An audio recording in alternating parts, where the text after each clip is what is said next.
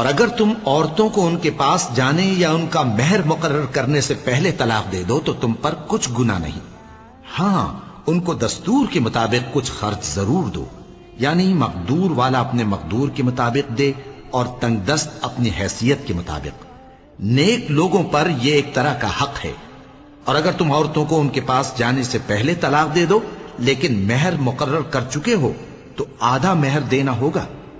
ہاں اگر عورتیں مہر بخش دیں یا مرد جن کے ہاتھ میں عقد نکاح ہے اپنا حق چھوڑ دیں اور پورا مہر دے دیں تو ان کو اختیار ہے۔ اور اگر تم مرد لوگ ہی اپنا حق چھوڑ دو تو یہ پرہیزگاری کی بات ہے، اور آپس میں بھلائی کرنے کو فراموش نہ کرنا۔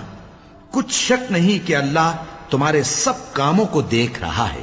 مسلمانوں، سب نمازیں خصوصاً بیچ کی نماز یعنی نماز عصر پورے اہتمام کے ساتھ ادا کرتے رہو اور اللہ کے آگے ادب سے کھڑے رہا کرو۔ پھر اگر تم خوف کی حالت میں ہو تو پیادے یا سوار جس حال میں ہو نماز پڑھ لو۔ پھر جب امن و اطمینان ہو جائے تو جس طریق سے اللہ نے تم کو سکھایا ہے جو تم پہلے نہیں جانتے تھے اللہ کو یاد کرو۔ اور جو لوگ تم میں سے مر جائیں اور عورتیں چھوڑ جائیں وہ اپنی عورتوں کے حق میں وصیت کر جائیں کہ ان کو 1 سال تک خرچ دیا جائے اور گھر سے نہ نکالی جائیں۔